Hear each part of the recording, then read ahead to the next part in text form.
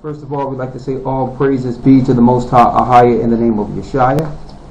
We're going into a kind of a detailed lesson. The last couple of weeks before Lawyer came in last week, we were going over the coming of the Lord, also the change as far as the judgment after the 1,000 years and the change for the elect and the judgment for the condemned. And I kind of figured that we need to go into a pretty good lesson on angels today. All right. There's not much our people know about angels and their forces and how they interact with us on a daily basis and how they are as real as we are. And it's amazing. The reason I wanted to go into this particular lesson is because throughout all ancient civilizations and cultures, the existence of the unseen was taught throughout past civilizations. It seems in our day and time they have disconnected us from the spirit and how we are actually connected to the unseen and the angels and how it interacts with mankind, as if there was some satanic plot to separate us from the unseen forces. Okay, now one could debate why it's so, but we can show you in the Bible that the angels do exist. And even ancient Rome and ancient Grecians, which were pagans and are pagans today, they just don't know it through Christianity, worship fallen gods in their ancient temples. Now, anytime you would like, you could go to any of your browsers if you have the internet and search pagan temples in Rome, and a plethora, many of Zeus temples will come up all over Europe. So how is it that every civilization up until modern time believed in the unseen, and now atheists have taken over to make everyone believe who are actually children of those ancient civilizations, make the children of those ancient civilizations believe that there is no God, everything is by chance? What is that really about? Are the angels real? Well, 100%. The answer is yes. So today we're going to go into the Bible and show you the interactions of the angels with mankind.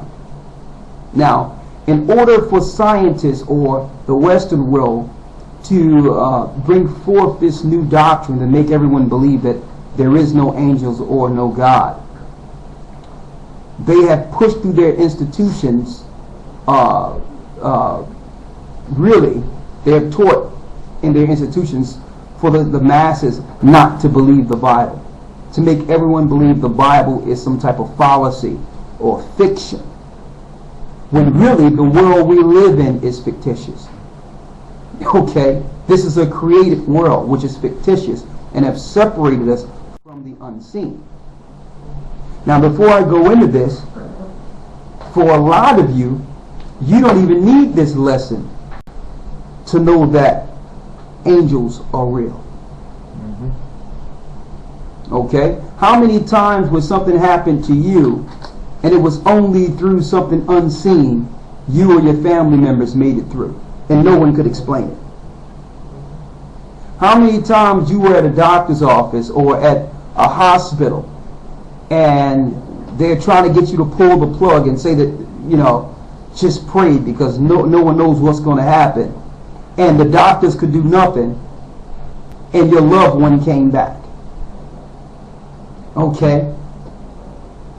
Why? Because doctors cannot treat the spirit. They can only deal with physical symptoms. They don't know what brings a spirit in the world. They just know how to deliver babies. And they don't know where the spirit goes when it leaves. They don't even know the angels act in the whole transition of life.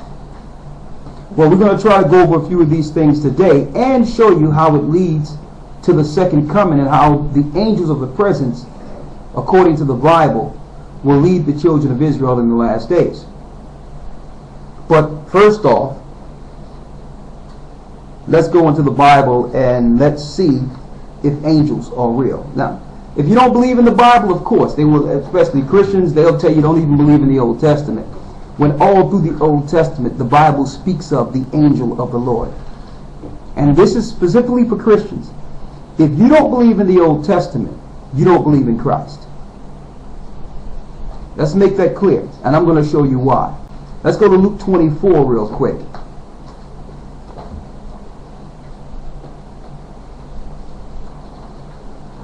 Luke 24. Now, I'll tell you this though. The elite powers under Satan today, who are behind the atheist teachings, even though they discount the Bible's accounts according to the scriptures when it comes to gods and angels, they have taken all the concepts from the Bible so that they can bring forth their own ideology in making gods, which that concept only comes from the Bible itself. So even in New Age philosophy and New Age teaching, it comes from the evolution of man into gods. Where would they get that from? So they take concepts from the scriptures but say, well, don't read it. But let's get this point for Christians real quick who don't believe in the Old Testament. Luke 24 and 47. You got it? Yes, sir. Read it. I'm going to start at verse 25. Yes, sir. Read it. St. Luke chapter 24, verse 25. Then he said unto them, O fools and slow of heart to believe. O fool and slow of heart to believe. All that the prophets have spoken. All that the prophets have spoken. Ought not Christ to have suffered these things and to enter into his glory? Read. And beginning at Moses. And beginning at Moses. Now, if one is told not to read the Old Testament or to not to validate the Old Testament as anything spiritual, it says from the books of Moses, which is Genesis, Numbers, Deuteronomy, all those 5 books there. Read. And all the prophets. And all the prophets, those are the prophets after the first 5 books. Read. He expounded unto them in all the scriptures the things concerning himself. So Christ was teaching himself out of the Old Testament, because there was no such thing as a New Testament when Christ walked the earth. So in order to believe in Christ, even when Christ was walking, you had to believe in what was written in the Old Testament. So how can your preacher trick you into saying, thinking that the Old Testament is null and void? Christ taught himself out of the Old Testament. Don't forget, there was no New Testament when Christ was walking. So how did people believe? What would they believe in? They had to believe what was written of him in the scripture. So he was a fulfillment or an embodiment of the Old Testament. They would lie to you in Christianity and try to play the Old Testament against the New Testament when they're one book in the same. The New Testament was needed because the children of Israel broke the Old Testament. See? Read. Jump down to verse 44. Read. And he said unto them, These are the words which I spake unto you. This is Christ's words, Yeshua's words. While I was yet with you, that all things must be fulfilled which were written in the law of Moses. That was written in the law of Moses. And in the prophets. And in the prophets. And in the Psalms concerning me. So Christ said all the things had to be fulfilled which was written in the books of Moses, the prophets, and the Psalms concerning him. If the Old Testament is null and void, what was Christ fulfilling? So shouldn't you know whether or not he is the anointed by following what was written of him in the Old Covenant? See, but Christianity have separated us from the cultures which are written in the Old Testament, and the reason they did that so that they can teach you slaves new pagan customs. So that now, you being a pagan, when you go into the Old Testament and read the holy days, you don't ask yourself the paramount question. What's the question? Well, why aren't we following what's written of in the holy days that Christ did and his people did? See? If they can get you not to look at it all together, then you won't question your paganism. Now, let's go in. Now, listen, this is no attack on Christians per se. We're attacking the authority, the satanic authority of Christianity. The majority of Christians are good, loving people. They just don't know that they have been taught a slave religion that leads to paganism and Satan worship. Okay? But time and chance happen to all men. So now, let's go into the lesson. Angels. All right. Read that Colossians 1 and 13 so we can pick up on these lessons. I don't even get into the angels yet, but let's go. Colossians 1:13 again. This is Colossians 1 and 13 through 16. Who have delivered us from the power of darkness and have translated us into the kingdom of his dear Son. Go ahead. In whom we have redemption through his blood. We have redemption through his blood, Christ. Even the forgiveness of sins. Go ahead. Who is the image of the invisible God. To show you that Christ is the image of the Most High. And we know the image of the Most High is not just male, right? There was females also created in the heavenly realm. Read. The firstborn of every creature. But Christ was the firstborn of every creature. Read. Verse 16. For by him were all things created. All things were created by Christ. That are in heaven. And. Hold up. Are angels in heaven? Absolute. Read. And that are in earth. And that is in earth. Read. Visible and invisible. Visible and invisible. Whether they be thrones or dominions, or principalities or powers, all things were created by him and for him. Go ahead. Verse 17. And he is before all things, and by him all things consist. Go ahead. That's not that. I need you to go to Hebrews 13 and 2. The book of Hebrews, chapter 13, verse 2. Read. Be not forgetful to entertain strangers. So the New Testament tells us, be not forgetful to entertain strangers. Read. For thereby some have entertained angels unawares. Some have entertained angels unawares. Many of us have entertained angels in our presence and didn't know it. Why? Because they are in the image of the Most High. They come in the earth as the image, male and female. So we entertain them and don't even know we're entertaining them. They're here amongst us walking every day, but yet they pass off as regular people. They can take the form of regular people. And they have a paramount part in the second coming of Christ. Through the whole thing, they're operating in the spirit in realms. They're operating outside of the realms in the invisible, and they operate in the visible when need be. So the Most High tells us, be careful how we deal with strangers, because some of us probably out there arguing and trying to fight with an angel. Now that might be far-fetched to us today because Satan and his science and education have disconnected us from the spiritual world. When at one time, we knew when we were in the presence of an angel. Why? Look at the technology and how they did things today. How they have lit everything up at night. So if something comes out of the darkness into light, you would know it because they lit everything up. But back then at night, everything was dark. If something came into your presence, you've seen it. So let's go back into the Old Testament and see if we can get some of these angels who walked amongst men. And I'm saying this is because so many times when we go into some of these lessons, brothers and some people out there, and they learn it from the Catholic Church, they don't even know it, they claim that it's impossible for angels to deal with people, not understanding the power of angels. Angels can deal with people. That's their sin. And if they sin that way, they fall to this terrestrial plane and get trapped within this plane. Now it's deep that we have to teach this when every ancient civilization before us knew this. The Greeks knew it, the Persians knew it, the Israelites knew it, all of us knew it.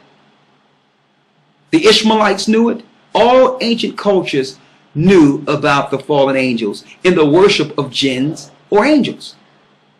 It's in every society, but our modern society have dumbed us down and separated us from the spirit. Because why? If the majority of us knew that angels were real, then we would have a propensity to link into the God that made them and fear the Most High and come back to his law. So they had to make us believe that it's just a fairy tale or a myth. Right? Let's go into a few. Let's go to Genesis 16. Matter of fact, let's go with Adam. Let's start with Adam when he was walking in the cool of the day. When Adam was walking. Read. This is the book of Genesis chapter 3 verse 7. And the eyes of them both were opened. Go ahead. And they knew that they were naked. Adam and Eve knew that they sinned against the Most High. Read. And they sewed fig leaves together and made themselves aprons. Go ahead. And they heard the voice of the Lord power walking in the garden in the cool of the day. Go ahead. And Adam and his wife hid themselves from the presence of the Lord power amongst the trees of the garden. And so there was a presence of someone walking with Adam, speaking with Adam. You're going to find out all through the Old Testament that's called the angel of the Lord. Read. Verse 9. And the Lord power called unto Adam and said unto him, Where art thou? Go ahead. And he said, I heard thy voice in the garden, and I was afraid, because I was naked, and I hid myself. And he said, Who told thee that thou wast naked? So let's see the intercessor for mankind beginning with Adam. Let's go to Moses. Exodus 3. Exodus chapter 3 verse 1. Go ahead. Now Moses kept the flock of Jethro, his father-in-law, the priest of Midian. And he led the flock to the backside of the desert, and came to the mountain of the Most High. Go ahead. Even to Horeb. And the angel of the Lord appeared unto him in a flame of fire. So here's an angel of the Lord appearing to Moses. So that spirit always operated with the prophets from the beginning. Now, that angel of the Lord, matter of fact, I print this out for you to show you the name of that angel that you would read there. 4397 in the Hebrew, which translate to what? Mala'ak, from an unused root meaning to dispatch, as a deputy. A deputy. A messenger. A what? A messenger. A messenger. Specifically of the Most High. Specifically of the Most High. That is? That is, an angel. Also a prophet, priest, or teacher. Ambassador. An ambassador. Angel. King. Messenger. Why? Because the Most High don't need to leave the throne. He sent the angel of the Lord. He sent Christ in the Old Testament to intercede for him. See that? That's Hebrew 4397. So it started off with Adam all the way through the prophets. All right, so it's important for you to know this Hebrew because it gives you more detail. Christ have always been called the mediator or the intercessor for man. All right? You got it. This is Exodus chapter 23, verse 20 through 21. Go ahead. Behold, I send an angel before thee. I send an angel before thee. To keep thee in the way, and to bring thee into the place which I have prepared. Go ahead. Beware of him, and obey his voice. And obey his voice. Provoke him not, for he will not pardon your transgressions. For my name is in him. My name is in him, talking about Christ. See that? So Christ from the beginning even led us out of Egypt. That was Christ. And all through the Old Testament, he's called the angel of the Lord. So before he came as man, before he came into the earth as a sacrificer, he was a son of the Most High, operating as an angel of the Lord to intercede between the Most High and the prophets and mankind. See that? Anything else there? Yes, sir. All right. Now, give you some more examples of angel intervention. Let's get Abraham real quick. Let's go to Genesis, the 22nd chapter. This is Genesis chapter 22, verse 1. And it came to pass after these things, that the Most High did tempt Abraham, and said unto him, Abraham. And he said, Behold, here I am. And he said, Take now thy son, thy only son, Isaac. Matter of fact, let's get before that. Let's get when the Most High sent angels to him real quick. One moment. Let me get that. 18. Yeah, let's get 18. Let's get the 18th chapter. Yes, sir. That's the one I want. Let's get it. Genesis chapter 18, verse 1. Read. And the Lord appeared unto him in the plains of Mamre. And the Lord appeared unto him in the plains of Mamre. Listen clearly. And he sat in the tent door in the heat of the day. And he lifted up his eyes and looked, and lo, 3 men stood by him. And when he saw them, he ran to meet them from the tent door, and bowed himself toward the ground, and said, My Lord, if I now have found favor in thy sight, pass not away, I pray thee, from thy servant. Let a little water, I pray you, be fetched, and wash your feet, and rest yourselves under the tree. Now that shows you that angels have the images just like a man. Head, 2 arms. The Bible describes them as what? 3 men. Mm-hmm. So they appeared as people. And he told them to rest their feet. To show you there are angels that rest. Read. This is verse 5. And I will fetch a morsel of bread and comfort ye your hearts. To prove to you the angels also eat. Mm-hmm. Don't forget, when we came out of Egypt, the children of Israel, the Most High had it rain manna, which is angels' food. So the angels can consume food. Okay? They just have a different type of body than us. It's not a corruptible body, so there's no waste with it. It's not corruptible. Read. And I will fetch a morsel of bread and comfort ye your hearts. After that ye shall pass on. Go ahead. For therefore are ye come to your servant? And they said, So do as thou hast said. And Abraham hastened into the tent unto Sarah, and said, Make ready quickly 3 measures of fine meal, knead it, and make cakes upon the hearth. And Abraham ran unto the herd, and fetched a calf tender and good, and gave it unto a young man. And he hasted to dress it. And he took butter and milk, and the calf which he had dressed, and set it before them. And he stood by them under the tree, and they did eat. Go ahead. And they said unto him, Where is Sarah thy wife? And he said, Behold, in the tent. And he said, I will certainly return unto thee according to the time of life.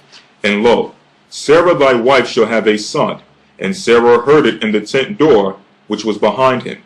Now Abraham and Sarah were old and well stricken in age, and it ceased to be with Sarah after the manner of woman. Therefore Sarah laughed within herself, saying, After I am waxed old, I shall have pleasure, my Lord being old also. And the Lord said unto Abraham, Where did Sarah laugh, or wherefore did Sarah laugh, saying, Shall I of a surety bear a child which am old? Is anything too hard for the Lord? At the time appointed I will return unto thee, according to the time of life, and Sarah shall have a son. Then Sarah denied, saying, I laugh not, for she was afraid. And he said, Nay, but thou didst laugh. And the men rose up from thence and looked toward Sodom. And Abraham went with them to bring them on the way. And the Lord said, Shall I hide from Abraham that thing which I do, seeing that Abraham shall surely become a great and mighty nation, and all the nations of the earth shall be blessed in him? For I know him, that he will command his children and his household after him, and they shall keep the way of the Lord, to do justice and judgment, that the Lord may bring upon Abraham that which he hath spoken of him. And the Lord said, Because the cry of Sodom and Gomorrah is great, and because their sin is very grievous, I will go down now and see whether they have done altogether according to the cry of it. Now we're going to go into Sodom and Gomorrah a little later in this lesson, but I wanted to show you that angels interact with people just like everyone else. That's what I wanted to show you here. Okay? Now, I know when some think of angels, you think about all that power they come with to destroy and all those things, but the majority of time, they come in a total meek and humble spirit and operate amongst mankind. Okay, we're just so separated from this. It's hard for the majority of us to understand. We're taught, I mean, I don't know, maybe it's Hollywood and what they've taught us in our society. We're so disconnected. As a matter of fact, we don't pray. We don't connect. A lot of us don't even look up anymore. So we're disconnected from the spirit. But on the other hand, the dark forces on the dark side, they do everything they can to have fallen angels and demons come into their presence all the time. That's who's directing them. Let's get Ephesians on that real quick to show you there's a battle between angels. The angels that follow the Most High, and, yes, you got it, the fallen angels. And I know the Christian church would say, well, that's impossible. That didn't happen in Genesis 6. Those were the children of Seth. Well, if you understand that, or if you believe that, you have no conceptual understanding on judgment and the gods that have been worshipped throughout all society. Don't forget, Lucifer promised that he would fall, and him and his angels, and they will be worshipped as gods in this earth. And there's landmarks and proof all over the earth that Satan was worshipped in every society, and his angels, even Stonehenge. All the witches go there regularly. There's temples to Zeus all throughout Europe. But yet you're still confused in this great battle between angels. Because the Catholic Church have lied to you to make you believe those were just people being bad in Genesis. But we're going to get back to those angels who left Abraham, total men, and then went into Sodom, because that links in to today. To show you how the angels watch everything first. They behold all the evil first before the judgment.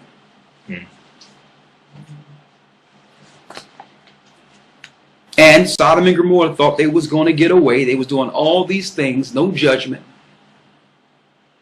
We're going to get there in a moment. Let's read in Ephesians what we wrestle with. Ephesians chapter 6, verse 12. Read. For we wrestle not against flesh and blood. We wrestle not against flesh and blood, but against principalities. Principalities. And against powers. Powers. And against the rulers. And when you look at those powers, that links to the word gods. G-O-D-S. Read. And against the rulers of the darkness of this world. So the Illuminati, who you call the Illuminati today, they're being ruled by gods. All civilizations outside of the children of Israel have always been ruled by gods. And of course, we fell off as a people once we started sinning, the children of Israel. That's why we in captivity today, and all nations are ruling over us. We fell and began to worship the Canaanite god Yahweh, which also was connected to fallen angels. I'm going to go to that a little later too. Go ahead. The rest of verse 12. And against spiritual wickedness in high places. Against spiritual wickedness in high places. So there's a war of angels. The righteous angels against the fallen angels.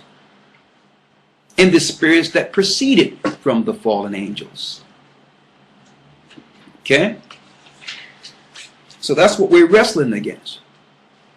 Let's get the angels that sinned in Jude before I go in the Old Testament and get some more angels real quick. This is Jude 1 and 6. Read. And the angels which kept not their first estate. And the angels which kept not their first estate.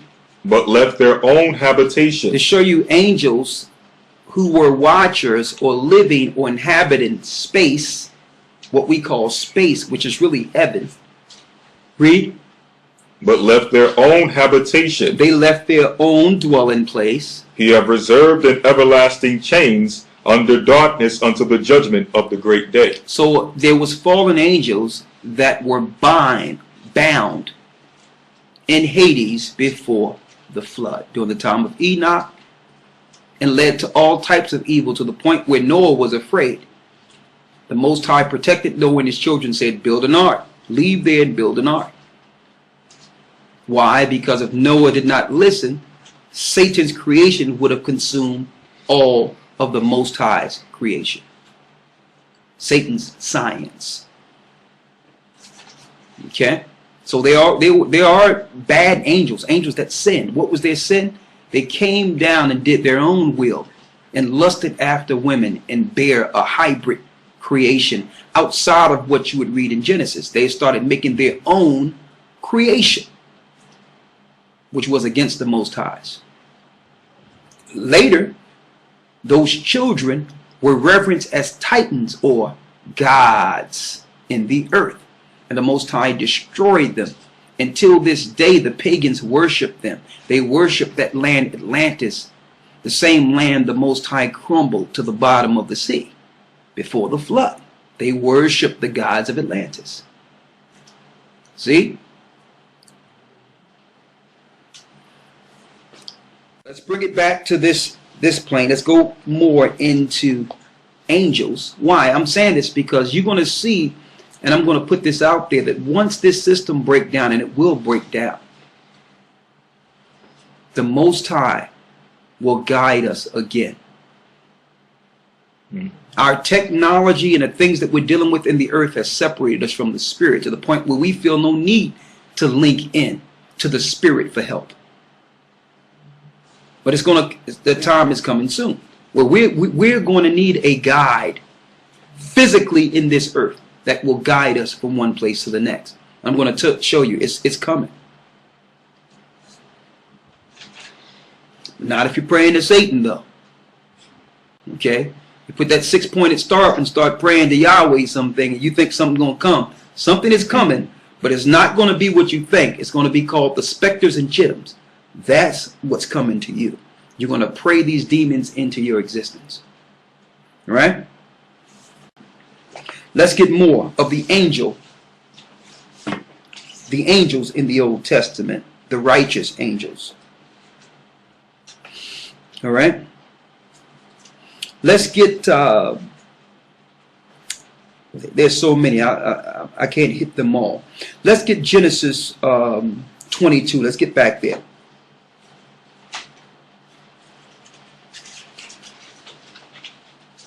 (22:1). More with Abram. Genesis chapter 22, verse 1. Read. And it came to pass after these things that the Most High did tempt Abraham, and said unto him, Abraham. And he said, Behold, here I am. And he said, Take now thy son, thy only son, Isaac. And this is why Muslims don't like the Bible, because Ishmael is not being acknowledged as a son in the books of Moses. So they just say, well, the Bible's tampered with. We don't want to hear it because you're not acknowledging Ishmael. Well, Ishmael is not the son of promise. And how dare any of our people worship a fake God under Islam, when Ishmael is not the people? The Most High gave you the promise and you're bowing to a rock. See? The Most High is not even acknowledging Ishmael. See? So the prophets were always directed by an angel, even in old time. Let's get the 15th verse. Verse 15. Read 14 and 15. Verse 14. And Abraham called the name of the place Jehovah Jireh, as it is said to this day, In the mount of the Lord it shall be seen. Now we know that he didn't call this place Jehovah Jireh. And this is more proof of a Masoretic injection. How do we know that? Let's go to Exodus 6 and 3. Read. The book of Exodus chapter 6 verse 3.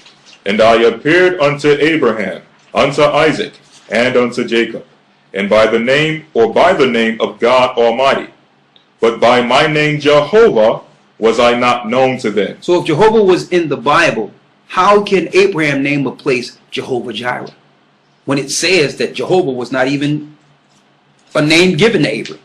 See, that when you go into the Bible, you can actually find their deception. Jehovah wasn't there at all. Jehovah is a tetragrammaton injection by the Masoretes. And it's actually, in English, a word linking to Baal of the tetragrammaton. See? How can Abram name that place Jehovah Jireh? In Exodus 6, he told Moses, well, Jehovah wasn't given to Abram. They slipped right there. See? Go to the next verse. This is Genesis chapter 23, Do verse... you all understand what that clearly? Okay, go ahead. Genesis 22:15. Go ahead. And the angel of the Lord And the angel of the Lord called unto Abraham out of heaven the second time, and said, By myself have I sworn, saith the Lord, for because thou hast done this thing, and hast not withheld thy son, thine only son, that in blessing I will bless thee, and in multiplying I will multiply thy seed as the stars of the heaven, and as the sand which is upon the seashore, and thy seed shall possess the gate of his enemies, and in thy seed shall all the nations of the earth be blessed. See that? So the promises came from the angel of the Lord down to Abraham. Who was the angel of the Lord in the Old Testament? Yes, that was Christ. He was a messenger of the Father. For the Father. See that? That's crystal clear to you there? He was leading us the whole time. So Christ is the beginning and the end. He's not just a New Testament. So Christians need to snap out of it.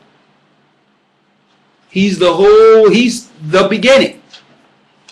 Right? Let's get more.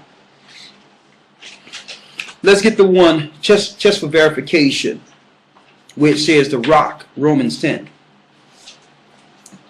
Yeah, 1 Corinthians 10, yeah. 10 and 1 through 4. The book of 1 Corinthians chapter 10, verse 1. More proof. Read it. Moreover, brethren, I would not that ye should be ignorant, how that all our fathers were under the cloud. All of our fathers were under the cloud. And all passed through the sea. And all passed through the sea when the children of Israel came out of Egypt through the Reed Sea. Verse 2. And all were baptized unto Moses. Why? Because they had to go through water to make it to the other side, to be saved. The same way you must go through regular water to be saved under Christ, under the new covenant. Read. In the cloud and in the sea. And did all eat that same spiritual meat. That spiritual meat was the manna that rained down when our forefathers were hungry. Read. And did all drink the same spiritual drink. Read. For they drank of that spiritual rock that followed them. Remember when Moses smit that rock and water came out? Whose power was emanating when Moses hit that rock? Who was the Most High using? Was it just Moses? Let's see. And that rock was Christ. Was who? And that rock was Christ. That was Christ that led us out of Egypt. See? That was Christ that destroyed the firstborn of the Egyptians. That was Christ. And when Moses, Moses the great leader, once he began to take credit for what the Most High sent his son to do, he was punished. The Most High let him see the land, but he could not cross over into it. Why? He sent his son to lead the children of Israel out of captivity. The same son that had to die so that we can come back again. And yes, Christ will lead us out of captivity again. And he will use his angels. I'm going to go there in a moment. Let's get some more.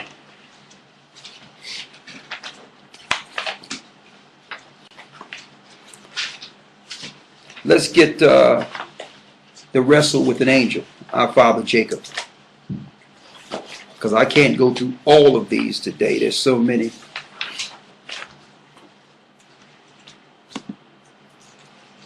One moment.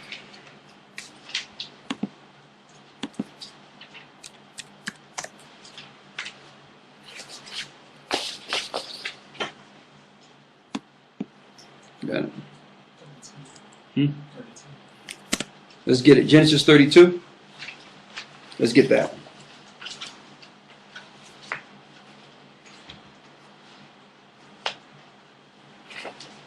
Got it? Mm-hmm. Let's get it. Let's read it.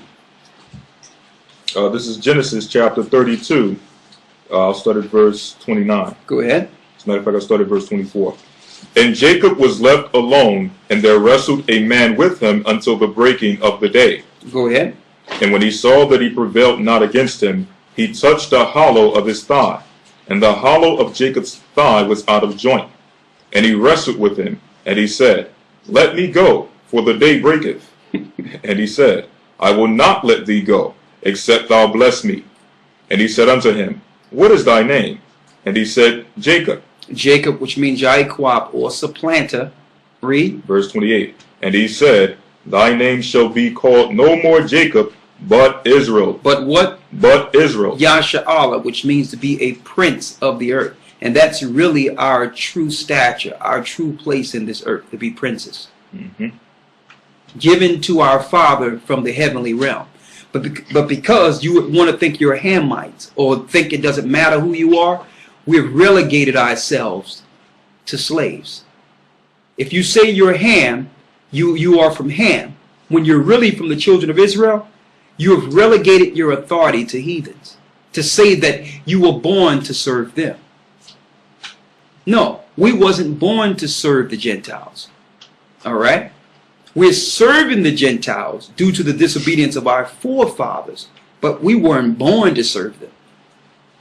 Because once this curse is broken, we will get the promises written of in the Old Testament. See?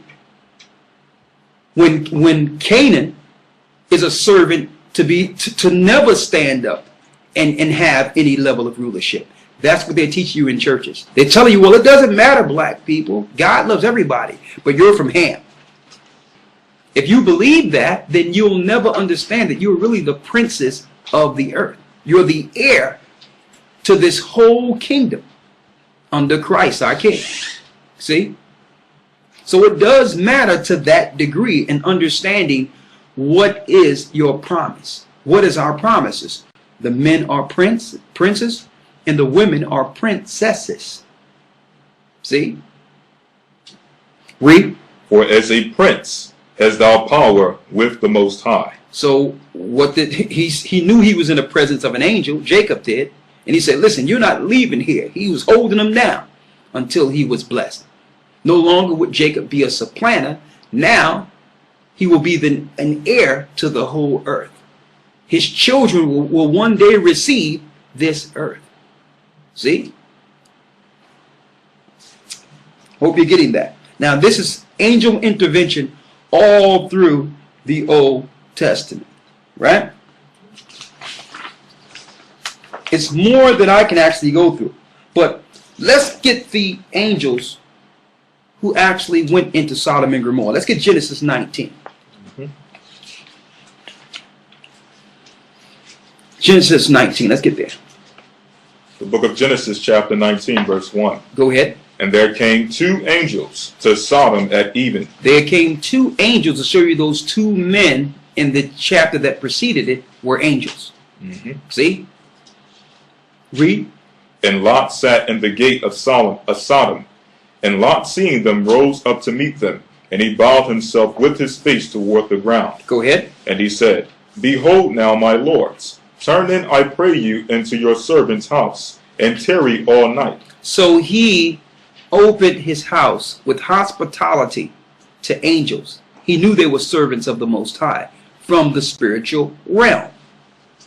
See, this is not far-fetched in old time. See? Our forefathers always walked and talked with angels. See? Read. And tarry all night, and wash your feet, and ye shall rise up early and go on your ways. So as you can see, angels have feet. He says, let me take care of you. Because why? When the angels go before the Lord, the presence of the Lord, Lot want a good report. Mm-hmm. He want a blessed report.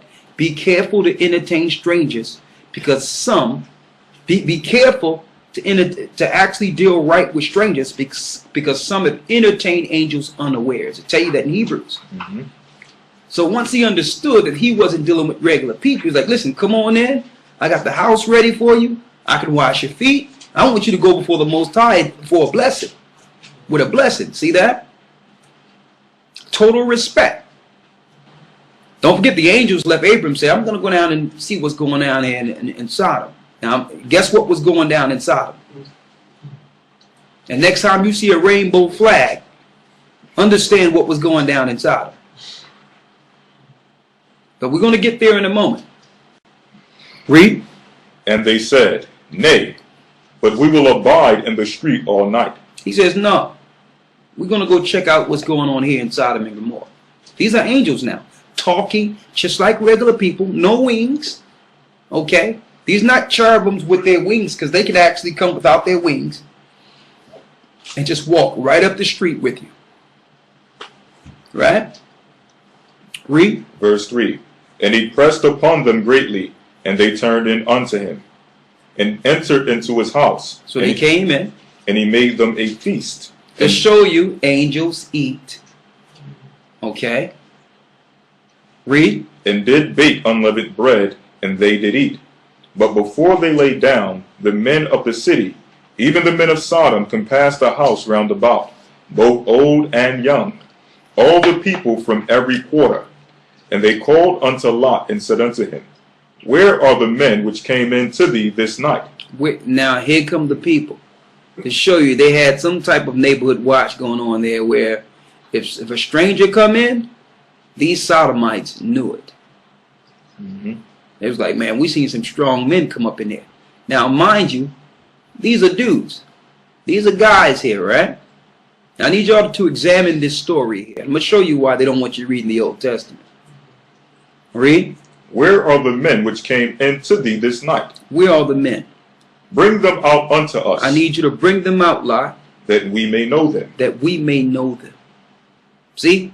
These guys want to have sex with the men whom they thought was men, that were invited in Lot's house. See? They knocking on the door like, hey, I heard you got some guys up in there. And see, a lot of you might think this is far-fetched, but you really need to look at what people, who's actually being bullied in this earth. These are aggressive, satanic nihilists let loose on our society, that are preying on our children, preying on our society. And they come off in the media as the victims, talking about bullying, when they're the bullies.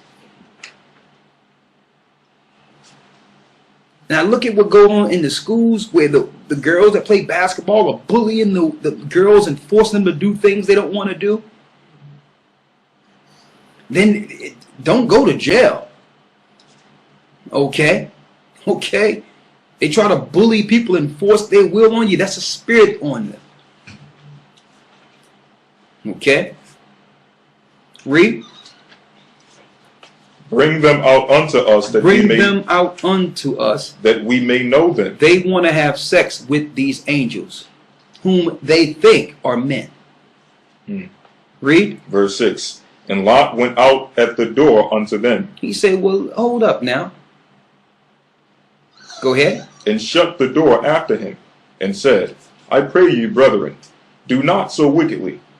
Behold now, I have two daughters which have not known man. Now some people look at this, and I know this is a place of perplexity for women who say, well, if they know these guys are wrong, then how can they just throw their daughters and disrespect their daughters like that? But that wasn't the case. Lot was trying to do the pious and righteous thing. Why? Because he had other daughters who were already married to men in Sodom and Gomorrah. He's like, listen, do the right thing. Why don't you just marry a woman? Okay? He was trying to do the right thing and have them do what was right. You know, get married, have children. And nah, they didn't want that. See? You're like, no, we see those two virile men come up in there. Right? Read.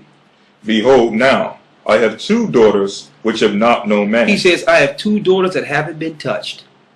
Let me, I pray you, bring them out unto you, and do ye to them as is good in your eyes. Exactly. Why don't you just operate with them? Read. Only unto these men do nothing. But do nothing. Read. For therefore came they under the shadow of my roof. Go ahead. Verse 9. And they said, Stand back. It says, stand back, Lot. And they said again, This one fellow came in to sojourn, and he will needs be a judge. Now will we deal worse with thee. He said, I'll tell you what. Since you want to stop us from getting to the 2 dudes, Lot, we're going to deal with you too. See, and this is what happens when you open the door and first start off and say, well, you know, as long as it don't bother me, people can do whatever they want to do. Don't you know if you let it be and claim that it's not going to get to you how small the world is? If you let these people loose with their evil and not show them what it is, sooner or later it will impose in your space. Eventually you will find more and more people operating like that because they're targeting those who are not like them. They're not just keeping it amongst them. See that? So here it is. You got some angels.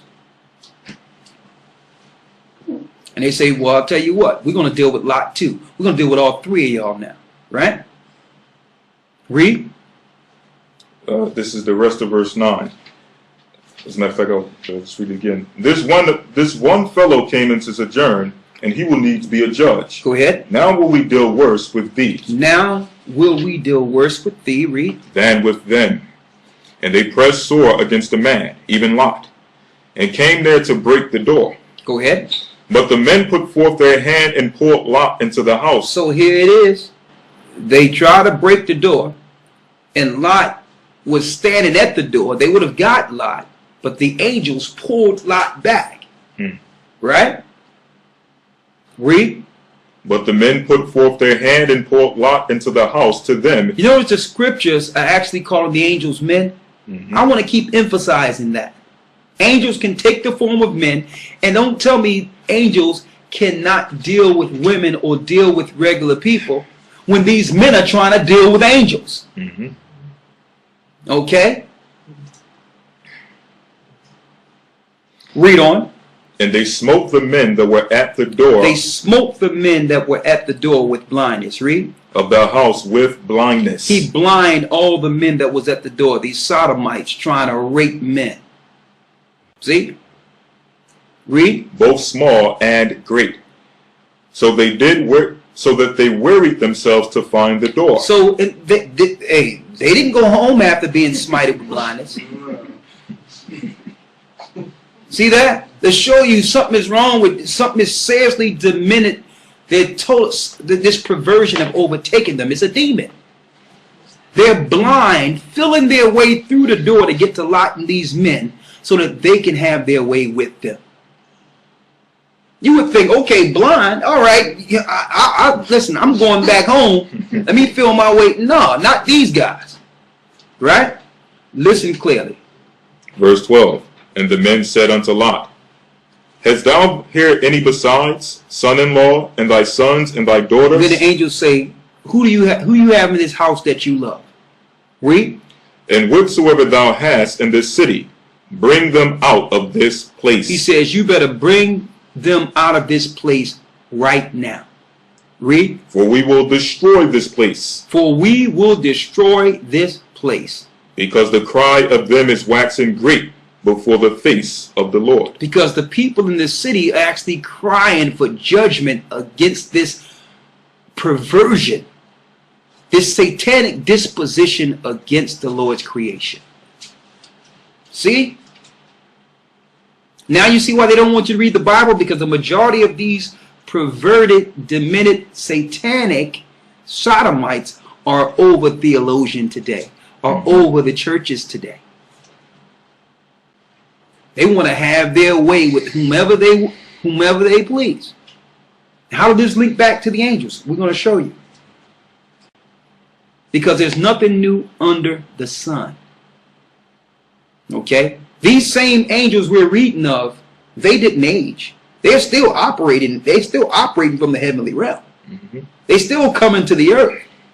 I'm going to show you. So a lot of you may say, well, this happened a long time ago. This can't apply. Let's see. Read. And the Lord have sent us to destroy it. He have sent us to destroy Sodom and Gomorrah. Read. And Lot went out and spake unto his sons-in-law, which married his daughters, and said, Up, get you out of this place. To show you that he had daughters that were married. Mm-hmm.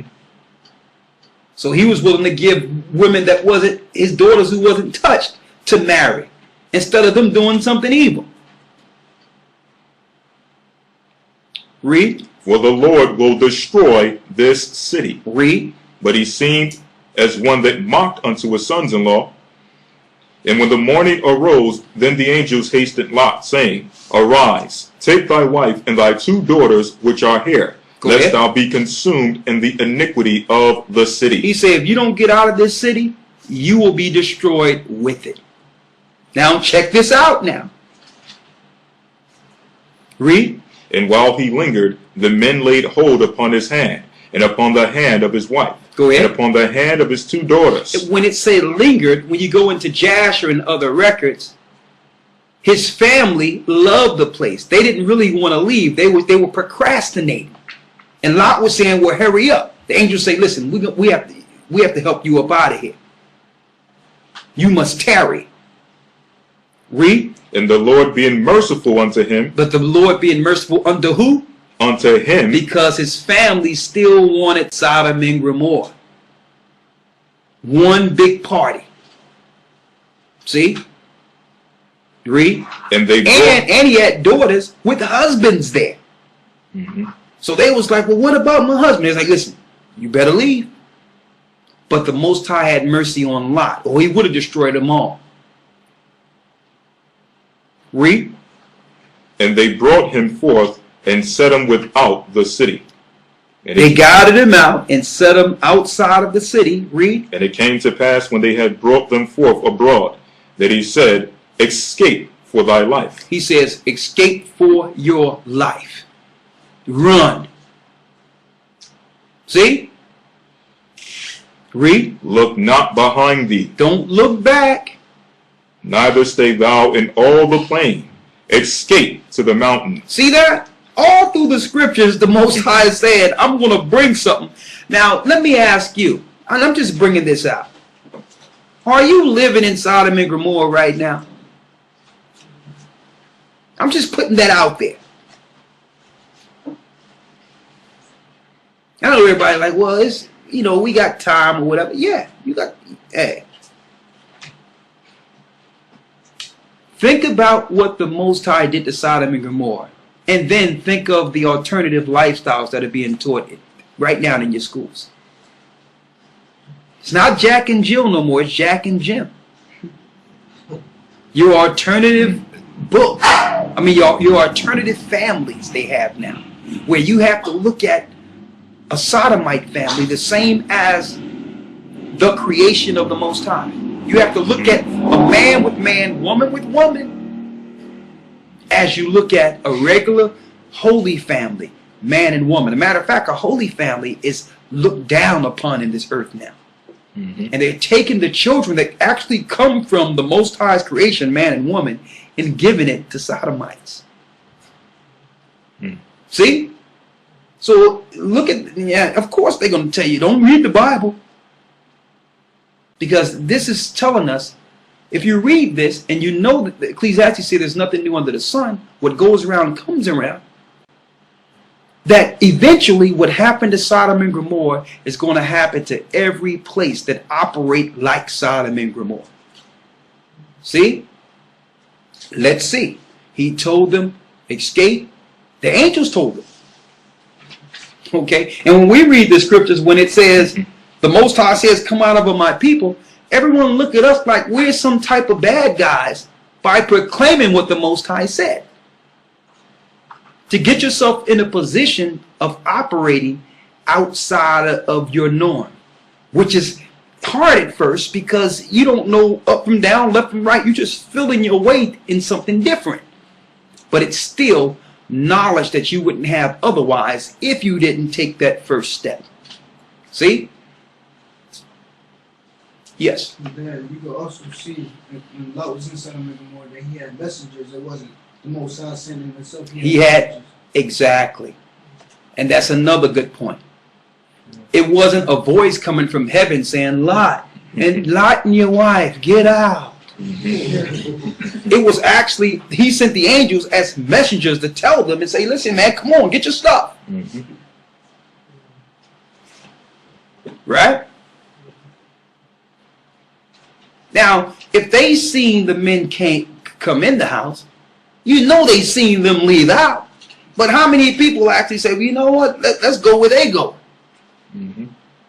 No, it was just one big party. Listen clearly. Read. This is the middle of verse 17.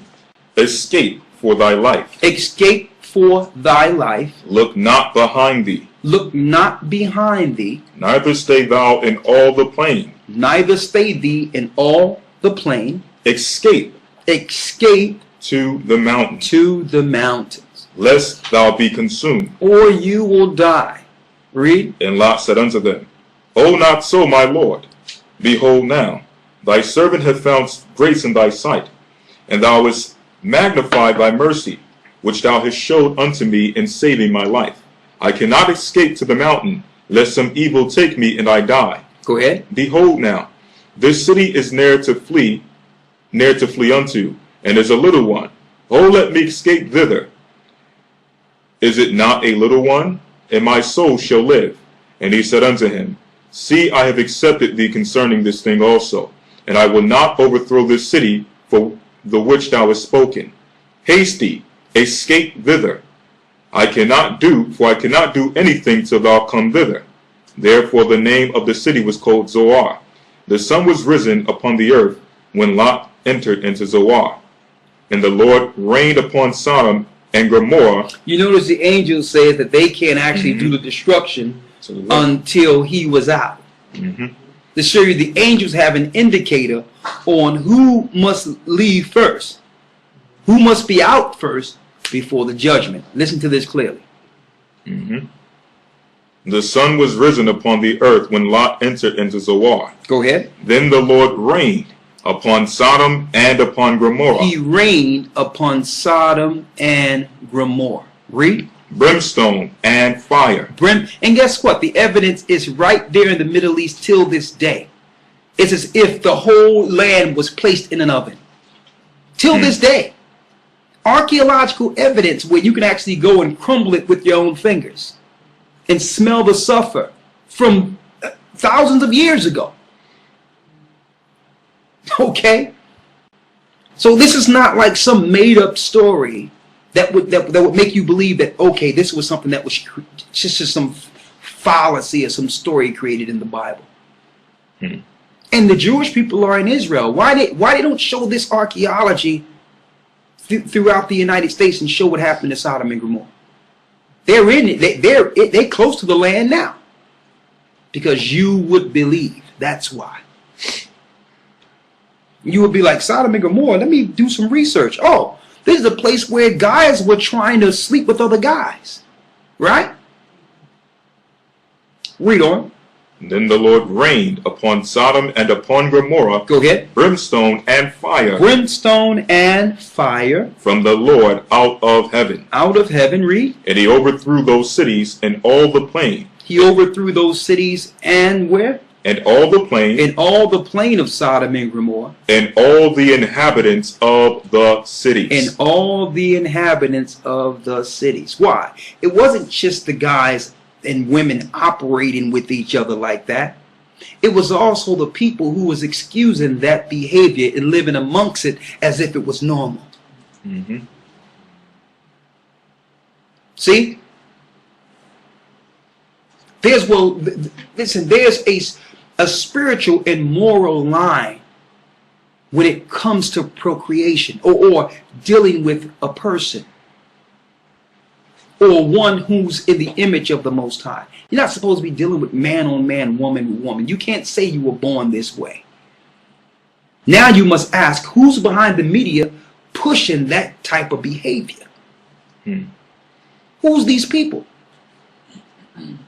that are putting things in the water, making a man desire that, messing up hormones and all that, and promoting this as normal?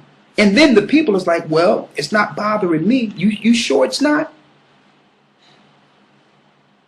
They become your school teachers. They become your authority. They are your politicians. Now they influence your every part of life. They're shaping your existence with their perversion. See? This is according to the Bible. That's why the Bible, the Most High, wasn't playing around with this. He wasn't running around saying, well, you a good person, you was born this way. Read what happened again. And he overthrew those cities in all the plain. No, they were born this way. And he overthrew those cities in all the plain and all the inhabitants of the cities. Fire. Okay? Read. And that which grew upon the ground. He didn't even want no existence. He didn't even want grain from that area. He destroyed everything. Everything. See? Read. Verse 26. But his wife looked back from behind him. But why? Because her heart was still in Sodom. And that's why I tell you, Christ says, remember Lot's wife. Remember Lot's wife. See? Read. And she became a pillar of salt. Now here's a deep thing about this. You go into the Zondervan Bible Dictionary and look up Sodom and Gomorrah or Lot. The pillar of her being right there in stone, a pillar of salt, is still there, sticking out of the mountain. And all the archaeologists say, well, Lot's wife. It's right there. You can actually go visit it. So Sodom and Gomorrah overtaken with fire till this day, as far as the sulfur and the burnt ashes from Sodom and Gomorrah exist today. The pillar of salt his wife turned to exists until this day. But they'll never tell you this. And I think that's important, living in a society that tells you that sodomy and that particular behavior is okay and normal. I think that's paramount in our day and time. How does these angels, how do we apply this to our time? Let's go to Amos 9 and 8. The book of Amos chapter 9 verse 8. Go ahead. Behold, the eyes of the Lord power are upon the sinful kingdom. The eyes of the Lord are upon the sinful kingdom. Who are the eyes of the Lord? We're going to show you them in a second. And I will destroy it from off the face of the earth. And I will destroy this sinful kingdom from off the face of the earth. Now think of Sodom and Gomorrah and think of the kingdom of the earth that's excusing Sodom and Gomorrah's behavior today. And let's talk about these eyes of the Lord, because we remember those angels who were the eyes of the Lord back during Lot's time, who just got finished eating and meeting with Abram, who said, I'm going to go over Sodom to see what's going on over there with Lot. See? Let's go to Zechariah, the 4th chapter and 10th verse, to see who these eyes of the Lord are. Right? Zechariah chapter 4 verse 10. For who have despised the day of small things? Go ahead. For they shall rejoice, and shall see the plummet in the land, or in the hand of Zerubbabel, with those seven. With those seven. They are the eyes of the Lord. They are the what? They are the eyes of the Lord. They are the eyes of the Lord that do what? Which run to and fro through the whole earth. Hold up. So we have angels, eyes of the Lord, that are going into these cities, reporting back to the Most High. It didn't change. They are the eyes of the Lord. Now let's get Enoch and let's identify these seven real quick. This is the book of Enoch, chapter 20, verse 1. Read. These are the names of the holy angels who watch. Hold up. These are the names of the holy angels that watch. Verse 2. Uriel, Uriel. one of the holy angels who was over the world and over Tartarus. Go ahead. Verse 3. Raphael, one of the holy angels who was over the spirits of men. Raguel, one of the holy angels who takes vengeance on the world of the luminaries. Verse 5. Michael, one of the holy angels, to wit, he that is set over the best part of mankind and over chaos. Verse 6. Serachiel, one of the holy angels who was set over the spirits who sin in the spirit. Verse 7. Gabriel, one of the holy angels who was over paradise and the serpents and the cherubims. Verse 8. Remiel, one of the holy angels, whom the Most High set over those who rise. Now let's go again to Zechariah 4 and 10. Those are your 7 angels. Got it? Read that again. Zechariah 4 and 10. Zechariah chapter 4 verse 10. Those are the names. We had to go into Enoch because the Bible does not describe the 7. You see? But the Enoch is written of in the book of Jude, where Jude actually quoted from Enoch. So you must go there to get information on the luminaries. All right? Now let's read that again in Zechariah 4 and 10. Zechariah chapter 4 verse 10. For who have despised the day of small things? For they have rejoiced, and shall see the plummet in the hand of Zerubbabel with those 7. They are the eyes of the Lord. They are the eyes of the Lord. Now mind you, let me read this. They are the eyes of the Lord, right? Hold that. And let me read this. Behold, the eyes of the Lord are upon the sinful kingdom, and I will destroy it from off the face of the earth. Now what kingdom is going throughout the whole earth, turning it into a democracy? Okay? Absorbing the whole world into a satanic, sodomite planet. Who's doing this? Behold, the eyes of the Lord are upon the sinful kingdom, and I will destroy it from off the face of the earth. Read that. They are the eyes of the Lord. They are the eyes of the Lord, and what? Which run to and fro through the whole earth. So the angels still walk around just like people, looking at the sins of men and reporting them. And there will come a time in which the fire will rain. But before I go there, I'm going back to Amos 9, where it says, saving, except I will not utterly destroy the house of Jacob, saith the Lord. See? So all this destruction and what we seeing with the wars and all that coming to an apex, the Most High is still speaking of his promise of saving Jacob, the righteous of Jacob, through this. But then we have to ask a question in understanding these prophecies and where we are in prophecy today, because we're closer to the kingdom than Lot have ever thought about being, or Abram for that matter. Are we going to be Lot, or are we going to be Lot's wife? Because we have endeared ourselves to a kingdom that will soon be destroyed. And it aches us because there's so much tradition and love and connection and history we have with our captivity. We love it.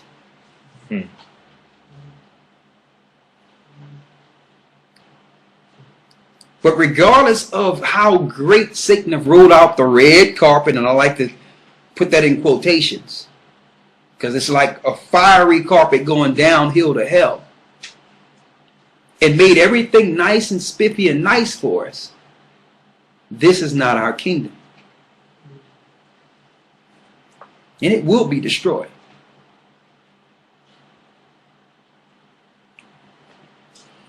Let's go into these 7 again.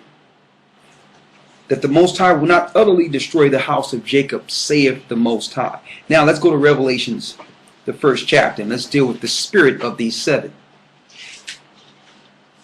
Let's start at the 1st verse. Revelation chapter 1 verse 1. The revelation of Yeshua, which the Most High gave unto him, to show unto his servants things which must shortly come to pass. And he sent and signified it by his angel unto his servant John, who bare record of the word of the Most High and of the testimony of Yeshua the Christ, and of all things that he saw. Verse 7. Behold, he cometh with the clouds. He cometh with the clouds. And every eye shall see him. And every eye shall see Yeshua when he comes. And guess what? The majority of ships that you see operating within our system, which they call UFOs, they're actually government and satanic ships, the majority of them. Okay? The majority of them you see and operating are craft of the illumination of Satan. Okay, he have craft that's beyond the stealth craft that he gave military. They have craft that can disappear, that can actually operate. They've been dealing with craft like that since the 40s, since the 50s. A matter of fact, they've been dealing with that even during the time of the Mayans. They had a place where they would have ships and crafts come down to give homage to their gods or demons. So that never changed. And I'm saying that because so many people are so hyped when they see these things flying in the air. And some of these ships are not the most high ships. The majority of them are government ships, government crafts. Okay, that's the craft that they needed to perfect in their war of Armageddon and fighting Christ. Christ is coming with his clouds. He's coming with his ships, his chariots. See? Read. Jump back to verse 4. Revelations 1 and 4. John to the 7 churches which are in Asia, grace be unto you and peace from him which is, and which was, and which is to come, and from the 7 spirits which are before his throne. See that? Those are the 7 spirits that are before the throne. So they come through the earth, watch everything, and they go back to the throne and report back. They're called the eyes of the Lord. And these are the same 7 that was over the 7 churches set up under Christ. They're the same angels that were protecting the 7 churches. So those that's under the church, baptized under the church, will be protected by these same spirits that led the prophets in the past. What you got? This is Proverbs 15 and 3. Read. The eyes of the Lord are in every place. They're in what? Are in every place. Every place. Beholding the evil and the good. Beholding the evil and the good. So they report back.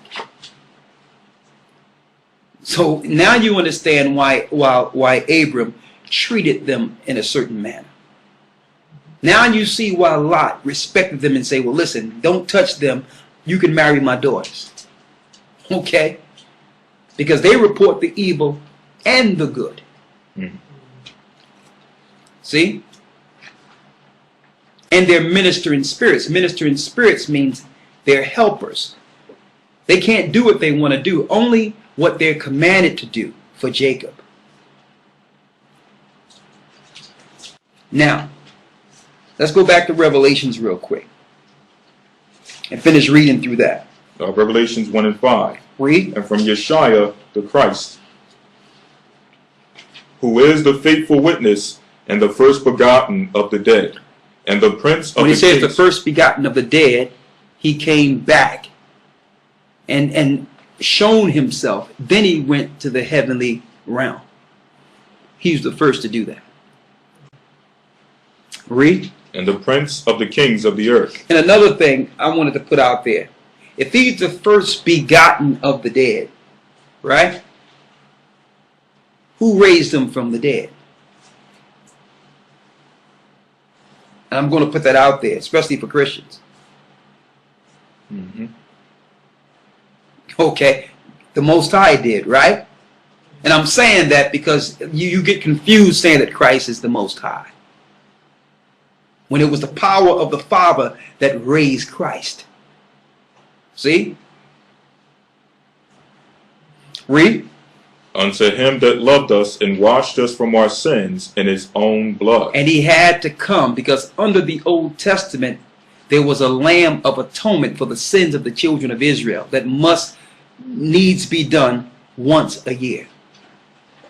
So Christ came to sacrifice his blood once so that we don't have to atone for sins every year. He's a fulfillment of that particular law.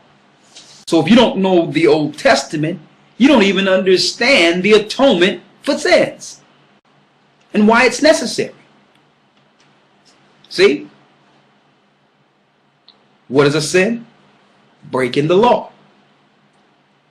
But how can you atone for sins when you're claiming that you can break the law and be okay, that you can sin and Christ cover that? I'm just putting this out for Christians so that they can think about what they're doing when they claim that the law is done away with. And by doing so, by saying the law was done away with and we don't got to follow the law of the Sabbath anymore, you got it. Homosexuals and sodomites are now coming to your church and say, well, you can't blame us. You're sinning all the time and telling people it's okay. So move over. We're taking over this church. Read on. Verse 6. And have made us kings and priests. And made us kings and priests. Unto the Most High. Unto the Most High. And his Father. To him be glory and dominion forever and ever. Amen. Verse 7. Behold, he cometh with clouds. He cometh with clouds. And every eye shall see him. And every eye that's in this earth shall see him. Why? Because it tell you it will be nothing but darkness. All their space junk will come to this earth. There will be no electric grid. It's going to be a total blackout throughout the whole earth. And the only light that will be seen is Christ. Read. And they also which pierced him. And the same people who was behind piercing him. Who are that? The Romans. Because they're still set up over there. The Roman Catholic Church. They pierced Christ. So he's coming to deal with you.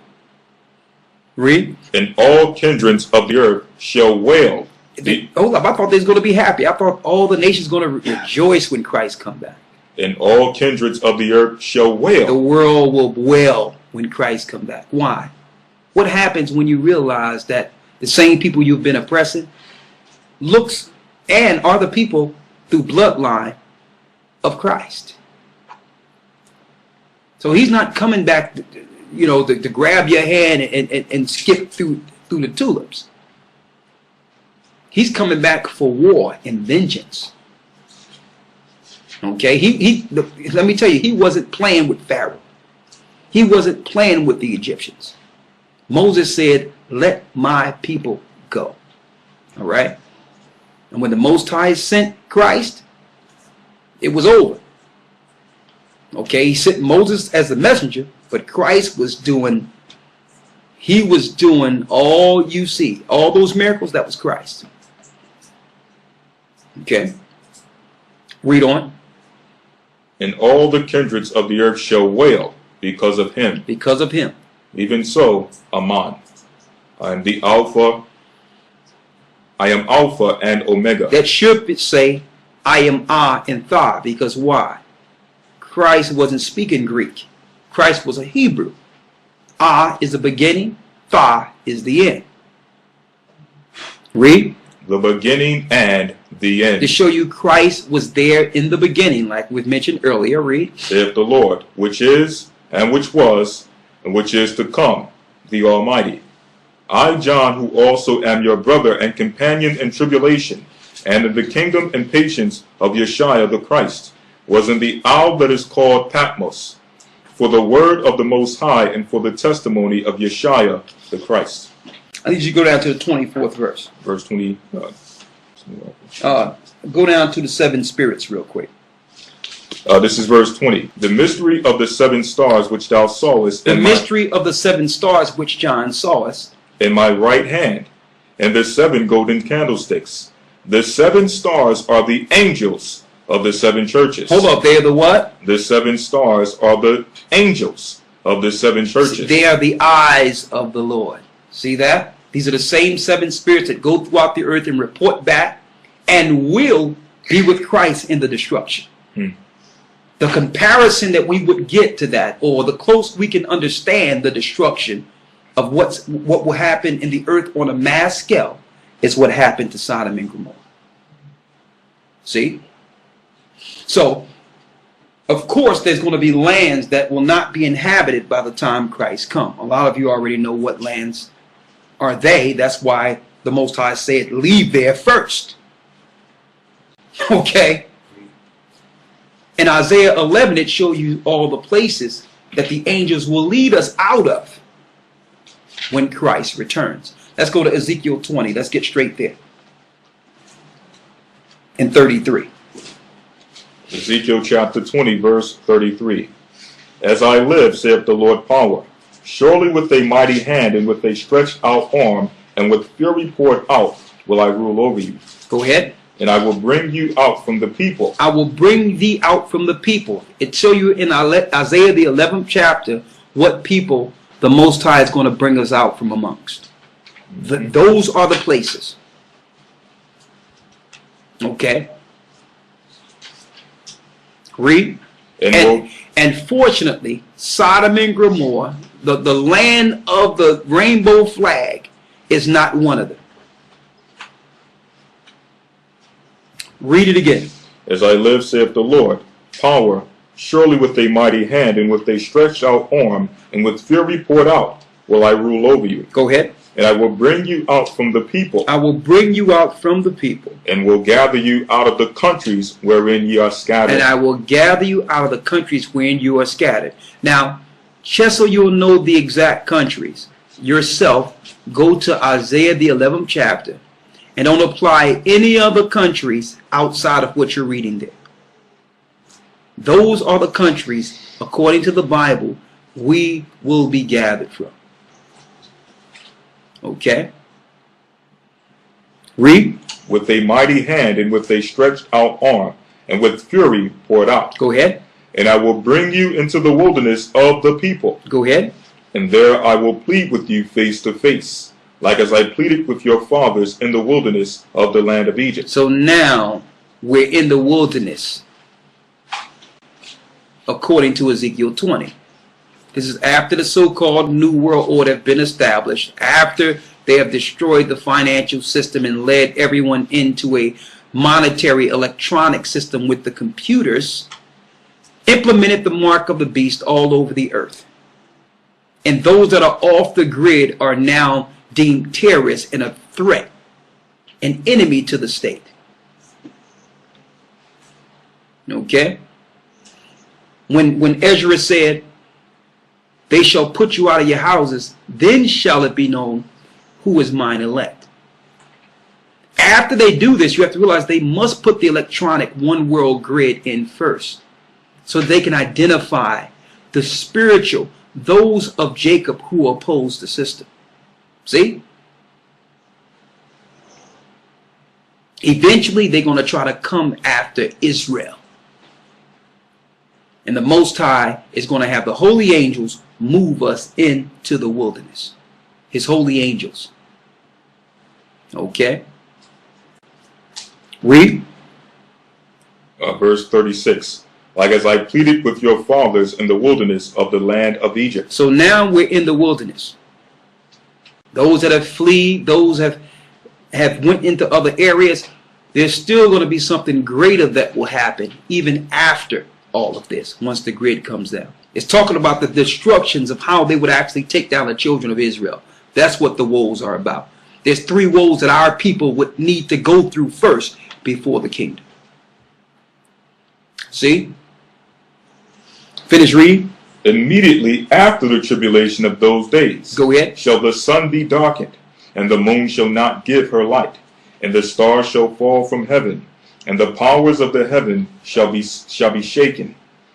And then shall appear the sign of the Son of Man in heaven, and then shall all the tribes of the earth mourn. Same thing we read in Revelations. Read. And they shall see the Son of Man coming in the clouds of heaven with power and great glory. And he shall send his angels. See? There you go. So the same time that fury and power on the way back to the earth, where the stars are falling, where the junk, their space junk is coming back to the earth, Christ is destroying them all out in what they call space, which we know is heaven. He's going to begin to gather his elect with the angels at the same time, that are elect in those places in Isaiah the 11th chapter. See? Finish reading. And he shall send his angels with a great sound of a trumpet, and they shall gather together his elect from the four winds, from one end of heaven to the other. Now that's key. It's talking about the elect. So these are they who know the truth, because the elect is those that follow Christ and keep the commandments. So these are they who were baptized into the truth of Christ. This is not just them picking up Israelites. All right. Now, let's go back to Ezekiel. Now, I'm giving you this as an example because the Most High always send the angels, ministering spirits, to guide his elect. That never change. See? Go back to Ezekiel 20, where it says, we left off at there. Ezekiel chapter 20, verse 37. Go ahead. And I will cause you to pass under the rod. Why? Because in the wilderness, we will be back under the commandments again. Which means the things we do will lead to our death. There will be another purging in the wilderness. Not 40 years like before, but a purging nonetheless. So it don't stop once we're in the wilderness. There will be a purging. Let's give an example in Isaiah, the 60th chapter, of somebody in the wilderness figuring that they're going to eat some pork. And for you who are claiming that that law is done away with, that's the Old Testament, this prophecy is future tense. See? Let's read it. Isaiah 66. Isaiah 66 and 17. Read it. They that sanctify themselves and purify themselves in the garden behind one tree in the midst, eating swine's flesh. And the abomination and the mouse shall be consumed together, saith the Lord. See? So if we're in the wilderness eating mouse, possum, pig, anything that's unclean, and you know our people, when a lot of us get in the wilderness, you think it's okay. Well, I'm under grace, I'm under Christ. You eat pig, you're going to die. Because why? We'll be back under the rod. No more grace. Grace is a period in which we must learn what to do before Christ returns, before the judgment. Go back to Ezekiel. Ezekiel chapter 20, verse 37. Read. And I will cause you to pass under the rod. Go ahead. And I will bring you into the bond of the covenant. Because we must go through another judgment. Under the rod is like being under what? The rod of Moses. We're going back there. Our camps, everything is going to be set up exactly how it was in the wilderness. Read. Verse 38. And I will purge you out from among you the rebels. See, they're going to be rebels amongst Israel in the wilderness. That's going to not rebel against us. They're going to be rebelling against the laws of the Most High. See? Read. And then they transgress against me. See? Transgression of the law. That's sin. Go ahead. I will bring them forth out of the country where they sojourn. Go ahead. What countries? Read Isaiah 11. It breaks down each country in detail. So you don't have to wonder what places will still be intact upon Christ's return. He tell you exactly where he'll gather you from in Isaiah 11. Read. And they shall not enter into the land of Israel. So the rebels who rebel against God's law in the wilderness will not go into Christ's rest that he's established. To prove to you that Israel is not established under the Jewish people from 1948. Where did this happen at in Israel? Where did this happen where they had to go into the wilderness and go through a purging for breaking the law of God under a leader? Where did that happen at? So this is future tense. Okay? 1948 is a fulfillment of the Gentiles taking God's land and casting lots on a land that didn't belong to them. Joel, the 3rd chapter. So they're there. They're in the land until the times of the Gentiles be fulfilled. We're going to go into the land once it's brought back from the sword. Yes. That means it will be utterly wasted first. See, the Most High is going to be a fire round about us to protect us from the waste that land will be. The fallout from that land will not affect our people. And after it's cleared out, the angels clear it out, then we're going to go into the land. It's going to be a beautiful land like it once was. It tell you that the mother, which is our land, Israel, will actually bring forth her fruit in celebration of welcoming her children back. See? Read on in Ezekiel. And ye shall know that I am the Most High. Go ahead. Verse 39. As for you, O house of Israel. As for you, O house of Israel. You notice the Most High is always speaking to his people. And this is not to disrespect anyone else. In case you haven't forgot, the Bible is an Israelite book. It's the prophecies concerning Abraham's children. So this is not saying that other people don't have a place, but first, the Most High must work and purge and get his people together, because they're the princes and the princesses who will be ruling in this kingdom. It's their promise. See? Read on. As for you, O house of Israel. As for you, O house of Israel. Thus saith the Lord power. Go ye, serve ye everyone his idols. He says, now, based on what you know what's going to happen, y'all go ahead and continue to serve your idols if you want. Act like you haven't heard anything at all. Go back to worshiping your pagan gods if you would like. Read. And hereafter also, if ye will not hearken unto me. He says, but if you don't listen to me.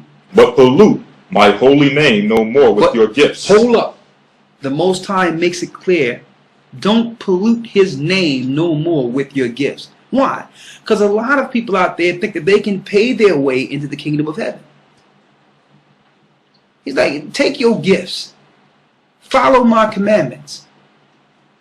See? Read. And with your idols. And with your idols. Speaking of polluting names, because we got that there. I'm almost done here. I wanted to show something real quick. So I hope we gave you some details on the actions of angels and how that applies today, and how that links to the coming and why he's going to destroy these societies in these cities. Okay? So I hope you got some detailed information on, because usually angels are foreign to our thinking. We think that it's something afar off from what an angel really is. An angel can operate normal amongst us. Okay? And they do it all the time.